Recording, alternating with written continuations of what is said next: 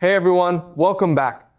Today we're going to talk about something heavy but important, why 2026 might be the year we look back on as the beginning of the end for American global dominance.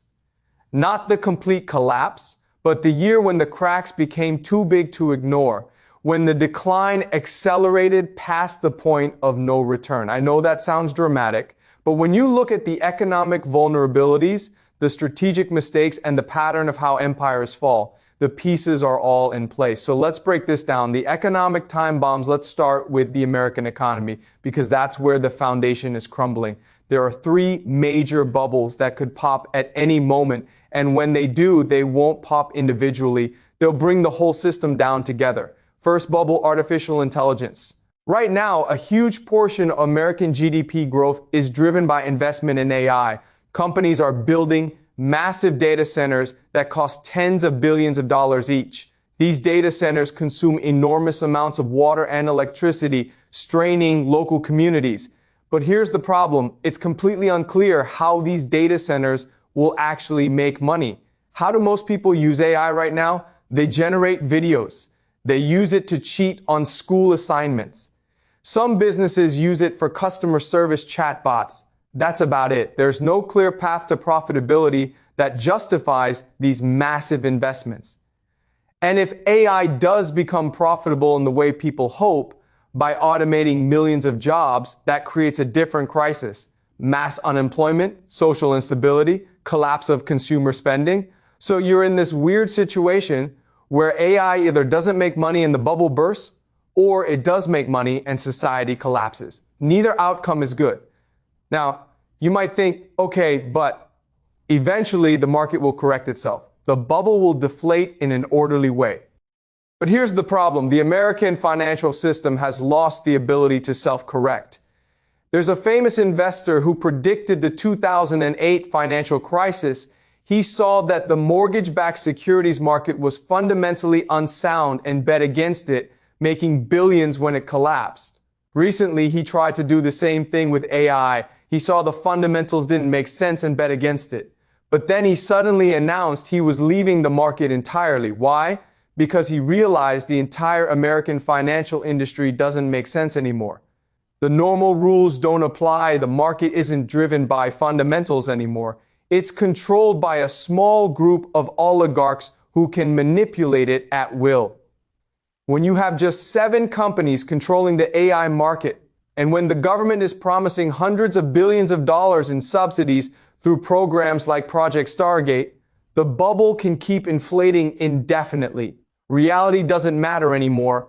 Only political will and concentrated power matter. This means when the collapse finally comes, it won't be a normal correction.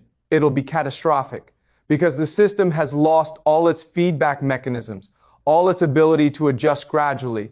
It's like a dam that's been reinforced over and over to hold back more water. When it finally breaks, the flood is devastating. Think about what this means practically. In a normal market correction, some companies fail, some succeed, resources get reallocated to more productive uses. It's painful, but ultimately healthy. But when the market is controlled by oligarchs who can manipulate prices indefinitely, when government subsidies prop up unprofitable ventures, when reality and price become completely disconnected, the correction can't happen smoothly. Instead, you get a sudden, violent collapse. And because everything is interconnected, because the financial system is so concentrated, that collapse spreads everywhere instantly. Second bubble, over-financialization. This is when commodities that should be used for real manufacturing get turned into paper assets for speculation. Look at what happened with silver recently. China announced it would limit silver exports. China controls about 60% of global silver production. And when they made this announcement, the price of silver went absolutely crazy. Why? Because in China, silver is used for actual manufacturing. It goes into AI chips, electric vehicle batteries, solar panels. Silver is the best conductor of electricity in the world, and there's no close second. Copper is distant second. So China actually needs physical silver for its industrial production. But in the United States, silver is mostly paper silver. It's speculation.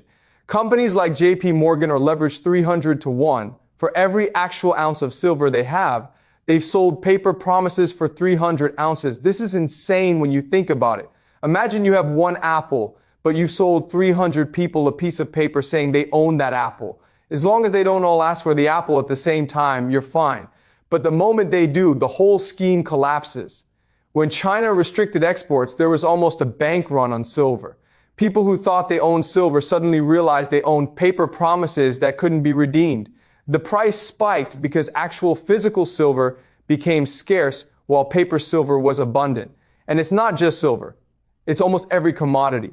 They're not being used for manufacturing. They're being used for speculation. Oil, gold, copper, rare earths, all turned into paper assets that can be traded hundreds of times over without anyone actually possessing the physical commodity. The American financial industry has become one giant Ponzi scheme. As long as everyone believes in the paper, it works. But the moment confidence breaks, the moment people demand the actual physical commodity, the whole thing collapses. And here's the kicker. Demand for these commodities is increasing because of AI, because of electrification, because of the energy transition. But supply isn't keeping pace, which means eventually the gap between paper promises and physical reality becomes undeniable. Third bubble, cryptocurrency. Billions upon billions of dollars flowing into digital assets that produce nothing, create nothing, contribute nothing to the real economy. Pure speculation. Another massive bubble waiting to pop. At least with stocks, you're buying a share of a company that theoretically produces goods or services. With crypto, you're buying what exactly? A database entry. A promise that other people will value it more in the future. It's speculation on speculation, with no underlying productive asset. Now, individually, any of these bubbles could be managed.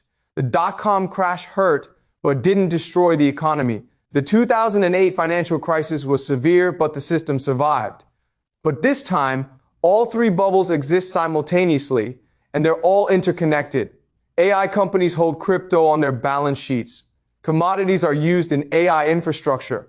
Crypto is traded alongside commodities. Financial institutions are exposed to all three. When one goes, it triggers the others. And because the system can't self-correct anymore, the collapse will be total. Why it hasn't collapsed yet, so you might ask, if these problems are so obvious, why hasn't it collapsed already? 3 reasons. First, a small group of oligarchs control most of the resources and can manipulate markets to keep things afloat. Second, the American government can print as much money as it wants through quantitative easing. They can inject liquidity whenever things start to crack.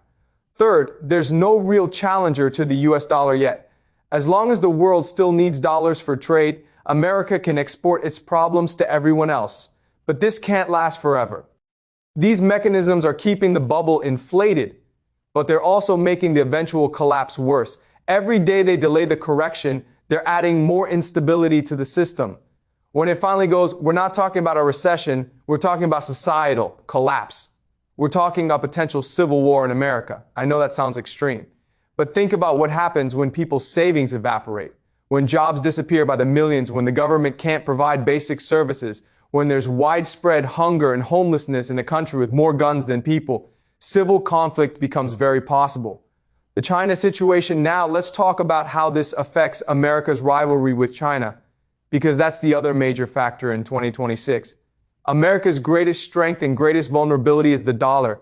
China's greatest strength and greatest vulnerability is its export-oriented economy. China needs to sell things to the world to keep its economy running. This creates an interesting dynamic. America is threatening to strangle China through embargoes and blockades. China is trying to secure its supply chains and trade routes. And the key flashpoint is Taiwan and the surrounding waters. If China controlled Taiwan, it could potentially blockade Japan from accessing the Strait of Malacca, cutting off Japan's oil from the Middle East. Japan is completely dependent on Middle Eastern oil. So Japan has said Taiwan is part of its strategic interest. If China makes a move on Taiwan, Japan would have to respond. But the opposite is also true. If Taiwan and Japan coordinated against China, they could use the first island chain to embargo China, cutting off Chinese trade. Both economies depend on Middle Eastern oil. Whoever controls the Strait of Malacca can strangle the other's economy. This is a classic pre-World War I situation. Two powers whose economic interests are fundamentally incompatible, locked into a security structure that makes conflict increasingly likely. Unless there's a diplomatic solution, the path leads toward war. The resource war, and here's where it gets even more interesting, the fight for resources, particularly silver and rare earth elements. Silver is crucial for AI and electric vehicles. The world can't produce enough to meet demand. Both China and America are investing heavily in AI, which means both need massive amounts of silver. Where's most of the world's silver? Latin America and South America. So whoever controls South America basically controls the AI future. This is why America is making aggressive moves in Venezuela. It's not really about oil, even though that's the official story. It's about denying China access to South American resources. It's about controlling the hemisphere. But the way America is going about this is incredibly short-sighted. Europe's slow death. Now let's talk about Europe, because what's happening there is a slow-motion catastrophe that reveals a lot about how systems fail. The Ukraine war has essentially been decided. Russia is winning. Not quickly, not dramatically, but steadily and inevitably. But the European elite literally cannot accept this reality. They live in a bubble where Russia will collapse any day now. Any day the Russian economy will fail, Putin will be overthrown, and Russia will sue for peace. They've been saying this for years. It hasn't happened. It won't happen. But they can't imagine being wrong. This isn't just wishful thinking. It's a self-reinforcing information bubble. If you watch European media, they repeat these talking points constantly. Russian economy on the verge of collapse. Russian military running out of ammunition. Russian people about to revolt. Putin's days are numbered. They say it so often, with such confidence, that it becomes their reality. They literally cannot process information that contradicts this narrative. When evidence emerges that Russia is actually doing fine, that the sanctions aren't working, that Russian production is increasing, they dismiss it as propaganda. This is how bureaucracies fail. They create their own reality and then make decisions based on that false reality. And because they're bureaucracies, they're insulated from consequences. The officials making these decisions won't suffer personally when they're proven wrong. They'll collect their pensions regardless. So what are they doing? They're preparing to escalate, to send European soldiers to die in Ukraine, even though there's absolutely no path to victory, even though it's against the interests of their own people. Why? Because they can't admit they made mistakes. They can't admit that sabotaging peace talks between Kyiv and Moscow was wrong, that destroying Nord Stream pipeline was wrong, that expanding NATO to Russia's borders for 20 years was wrong. Rather than admit error, they're willing to sacrifice their own nations. This is insane, but it's happened before. Look at World War I. Millions died for no reason because leaders couldn't admit they'd made mistakes. Think about the logic here. The war has gone badly. The strategy hasn't worked. Russia hasn't collapsed. So what's the response? Double down. Escalate. Send more weapons, more money, eventually more men. Because admitting failure is unthinkable, and the rhetoric has shifted to match this. Now you hear European leaders saying, we can't afford peace. They're literally saying war is preferable to peace. Why? Because if the war ends with Russian victory, they'll have to face the consequences of their decisions, the economic disaster they've created, the energy crisis they engineered, the diplomatic isolation they've accepted. Better to keep the war going, keep the Ukrainian people dying, keep pretending victory is just around the corner, than face reality. Europe is sleepwalking into disaster. The war will ultimately be settled in Odessa. NATO will commit to defending it. Russia will encircle and blockade it. NATO won't be able to hold. They'll try to conscript Europeans to fight. Europeans will refuse, and you'll have civil war throughout Europe. This won't all happen in 2026. It's a 5 to 10 year process. But 2026 is when the trajectory becomes unmistakable, when even the most optimistic projections have to acknowledge that Europe is losing. Why Europe can't fight, there's a deeper problem too. Modern Europe has been built on the idea of the open society, multiculturalism, tolerance, de-emphasizing national identity. This was supposed to prevent another nationalist war like World War II. The thinking was World War II happened because of excessive nationalism, because people identify too strongly with their nation and saw others as enemies. So the solution was to break down national identity, promote multiculturalism, create a pan-European identity that transcends individual nations. But it's created a society that can't defend itself. If you ask British people what Britain means to them, many struggle to answer. The very idea of British identity has been attacked for decades as xenophobic, as backwards, as problematic. If you ask immigrants in Britain if they'd fight a war to defend it, most would say absolutely not. Why would they? They're not British in any meaningful cultural sense. They're just people who happen to live in Britain for economic reasons. If you ask native Britons why they'd leave their homeland to die in Ukraine so immigrants can take it over while they're gone, they'd say it's absurd. And it is absurd. People fight for their homeland, for their culture, for the people they love. But Europe has spent decades undermining all of that in the name of openness and tolerance. They've systematically destroyed the very things that make people willing to fight and die. Now, when they need people to fight, there's nothing to fight for. You can't suddenly tell people, remember that national identity we've been telling you is evil for your entire life? Well, now you need to die for it. You can conscript people. You can force them into uniform. You can put guns in their hands. But you can't force them to fight effectively for something they don't believe in. Look at what's happening in Germany right now. Massive protests against remilitarization. People refusing to accept conscription. This is rational. Why should Germans die in Ukraine? What's the benefit to them? The European leaders talk about defending democracy, defending freedom, defending European values. But what are European values anymore? Multiculturalism, open borders, the very things that have made European identity meaningless. Europe has made itself incapable of war, not just militarily, though they've also neglected their military capabilities for decades, but psychologically and culturally. They've created populations that see no reason to fight, that have nothing to fight for. Trump and the end of NATO. And here's where it gets interesting. Trump hates Europe. He's hated them since 2016 when they mocked him and treated him like a joke, when they helped inspire efforts to remove him in 2020. Trump would be happy to see NATO collapse. You can tell because the first thing he did after winning was send his representatives to Europe to scold them for failing Western civilization, for letting in too many immigrants, for embracing woke ideology.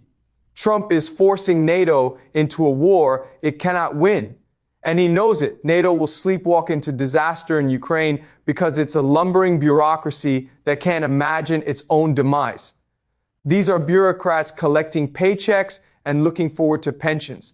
They don't care what happens. When NATO collapses, probably in Odessa over the next 5 to 10 years, it won't be rebuilt. The foundation is rotten. The strategic logic is gone. The trust is broken. America's pivot. So what's America's strategy? It's simple: exploit or abandon. America is looking at Europe and seeing an aging population that won't fight, that has few able-bodied men, that has few resources.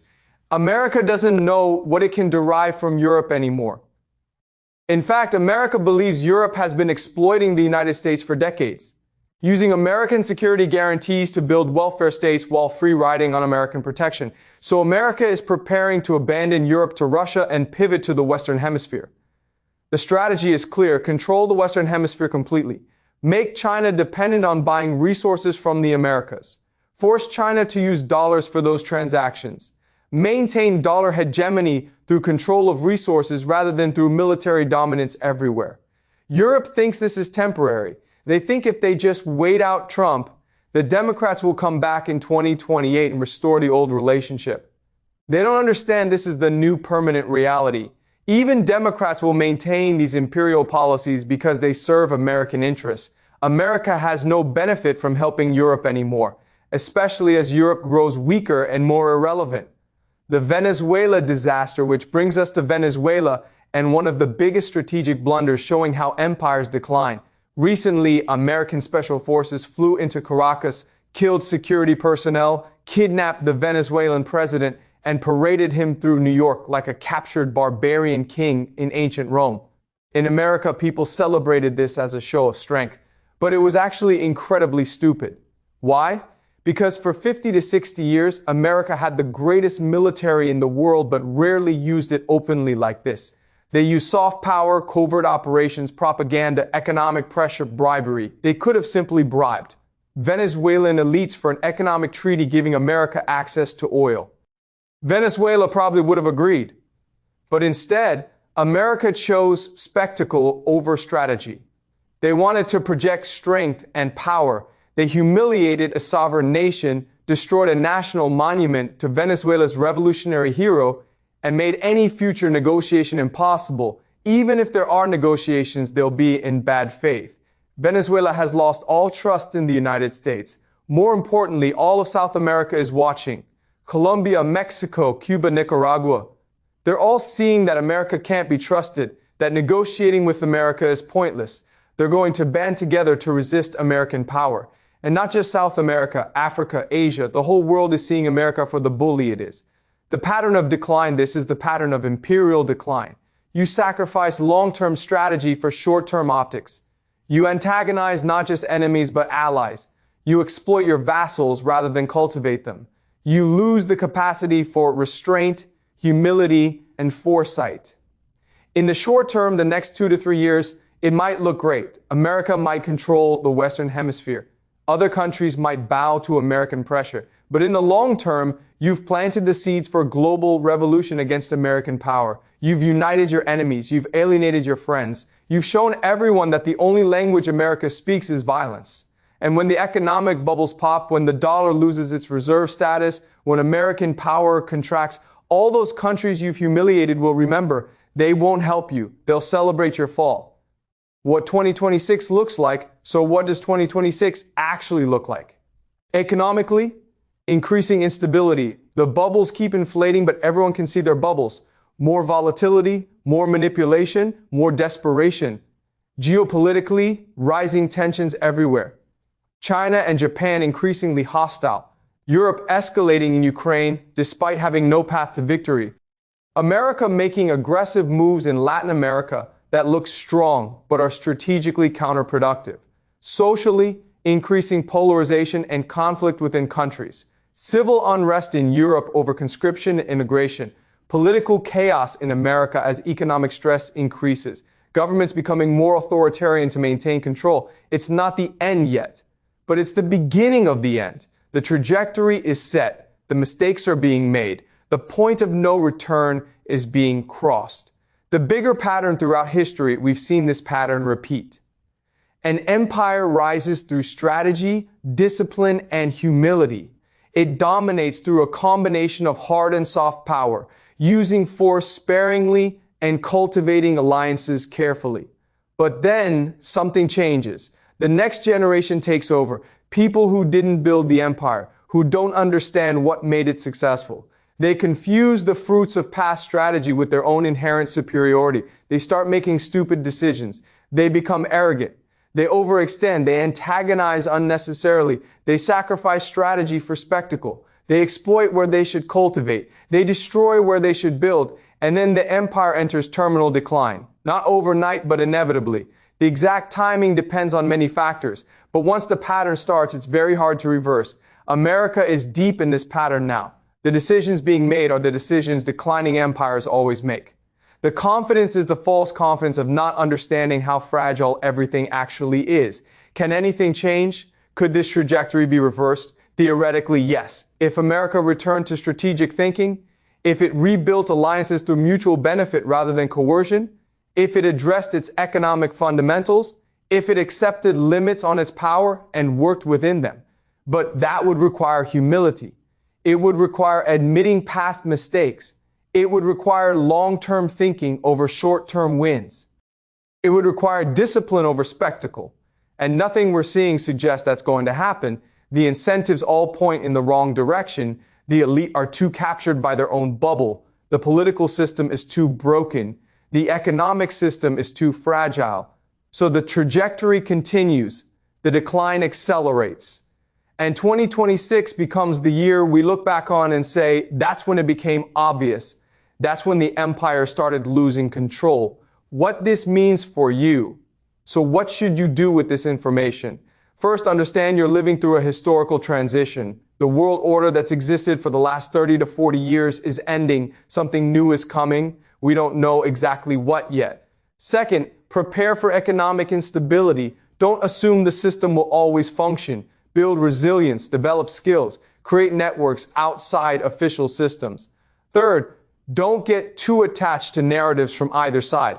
The decline of American empire doesn't mean China or Russia are the good guys. It just means power is shifting. Power is always corrupting regardless of who holds it. Fourth, focus on what you can control locally. Build community, create value, help people around you.